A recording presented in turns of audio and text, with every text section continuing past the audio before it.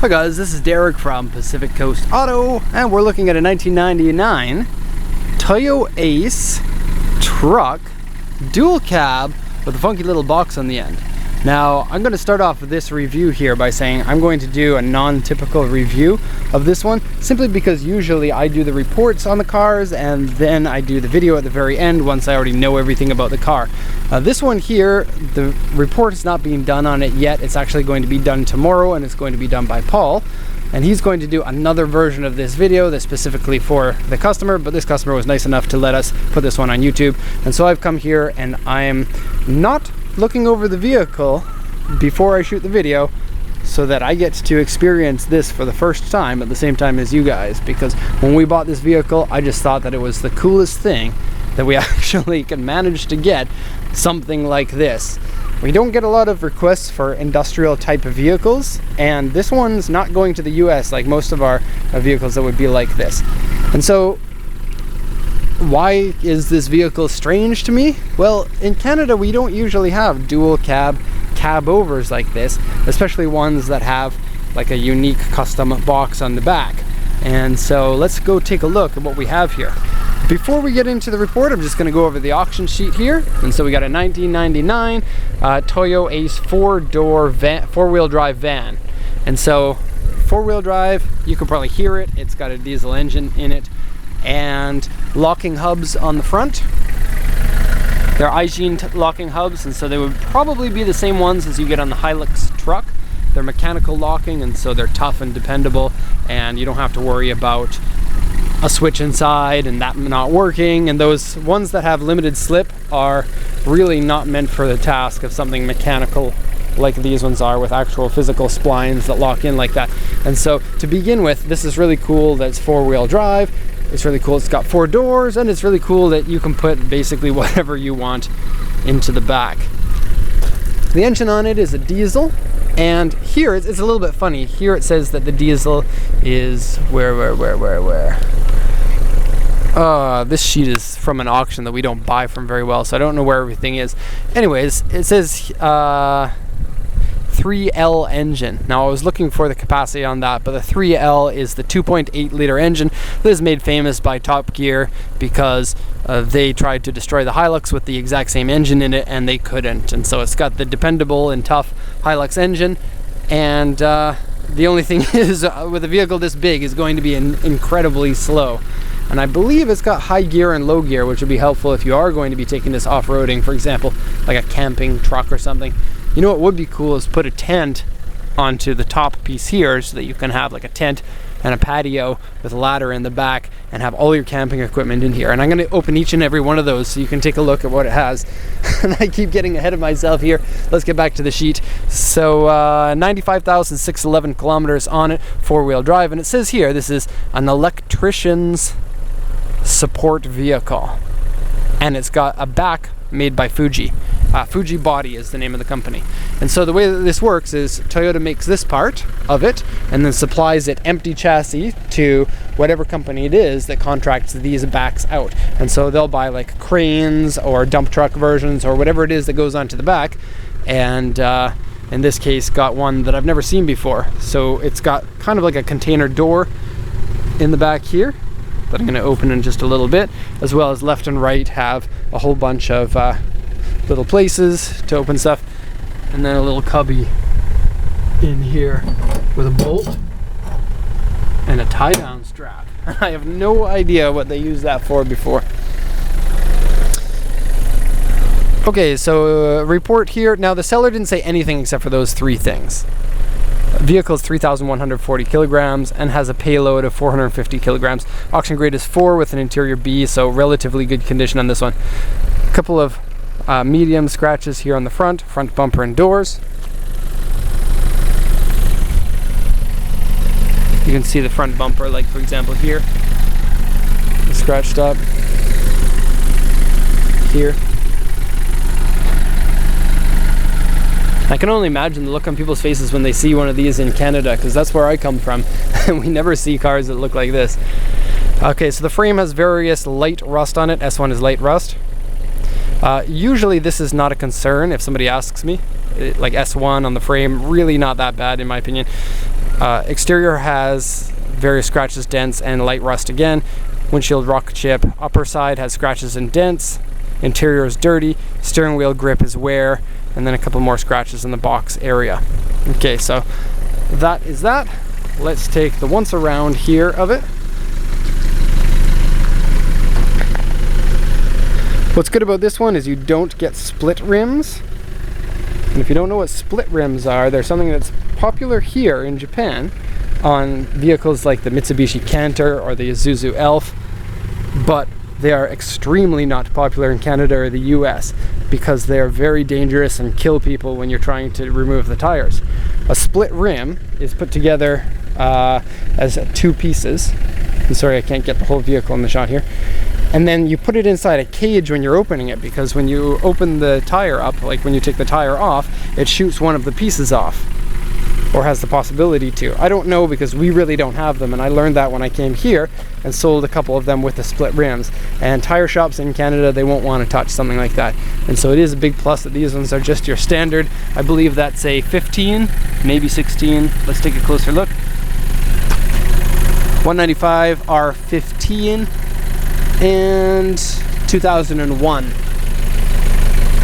Tread is at probably about 80 or 90% on the front, and matching tread on the back.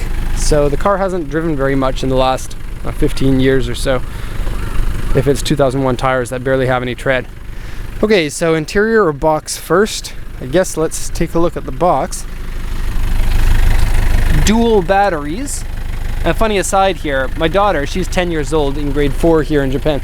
She had in her homework, which one will make a fan go faster if you have two 12-volt batteries in parallel or in sequence? And I ended up not knowing the answer to that one, and I feel really stupid. I know the answer now, but post in the comments if you know. We'll see if anyone else is as stupid as I am. Okay, so we got a little box here, and it's got hooks in it for hooking your groceries, I guess. And it's weather sealed all the way around, and so whatever's in there is not going to get wet. You get a set of gloves, and I dare anybody to put those on. You wouldn't want to put your finger in there and find like a scorpion or something.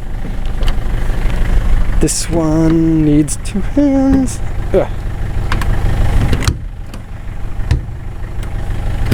Yes. Okay, more gloves with scorpions in them. I didn't think this through before I shot the video. This one's got drawers in it, yes! Okay, this one's got a film canister. One of those things that people probably don't know unless they're over a certain age. Another film canister in here. A Band-Aid, excellent.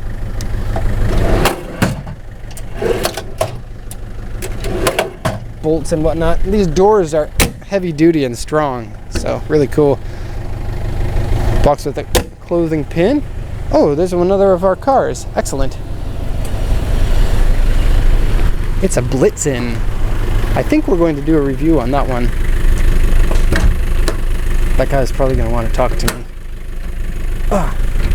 Oh, I'm going to put the camera down.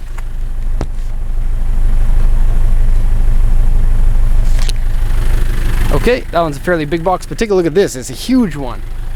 So, if you were thinking about making this a camping vehicle, you could probably sleep in there and then just close the door. How scary would that be? Having been locked in a locker when I was in grade 7, I can tell you it's not fun to be in a confined area.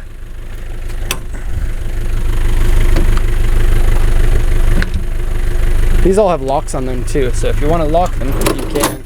This has got all sorts of hardware in it.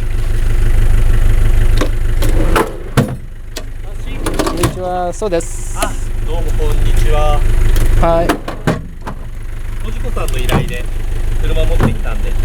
How is this not working?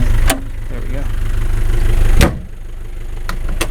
Okay, ちょっと 2,3 分ぐらいですか? Okay, わかりました. Just told him I'll need a couple of minutes. That's locked. Weird. Okay, I'm gonna climb on the back. It's got a little step here. Perfect. So you can put long things on here. It is a little bit dented, but not too bad. Hooks and stuff. That's cool. Now, Okay, so it doesn't have central locking, and so you have to manually unlock the doors, 1980s style. And so let me just yoink. I'm gonna do back seats first. Huge doors. They actually don't open as wide as I thought that they would. It's kind of weird. That's the max. Huge fuel tank. That's cool. Bench seat here. It looks like that seat will fold forward and up like this in the same way that the Toyoace does. It's got a bar here with an ashtray, and I don't know. The engine would be underneath the seats. Cool little reflective thing. It is really dirty in here, and so needs to be cleaned up. But looks like lots of leg room at least. Here, if you get tired, you can like put your head against this bar and fall asleep. Excellent. And so 3 seat belts here.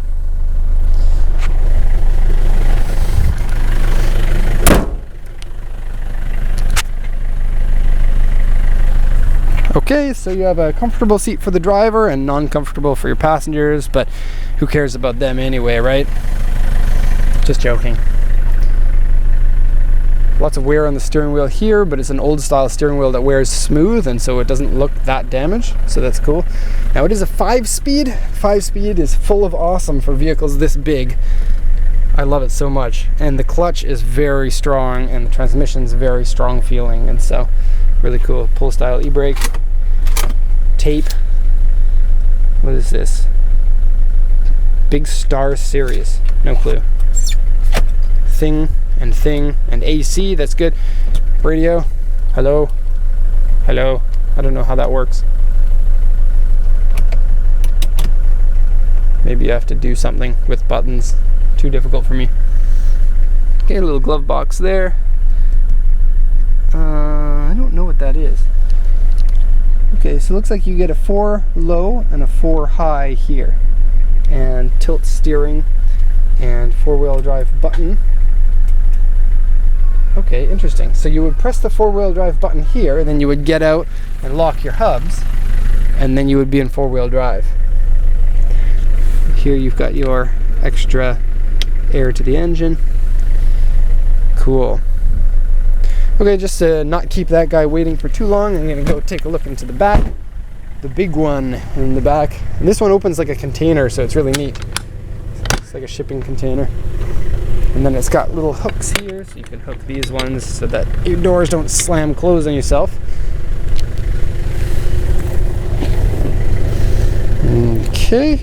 And so it is a fairly narrow enclosure there, but that's what happens when you've got all these things on the side. We actually are going to, on the channel, have a coming in, because we just bought one this week, and it is for a dealer, but because it's so weird, he let us put it onto the channel anyway.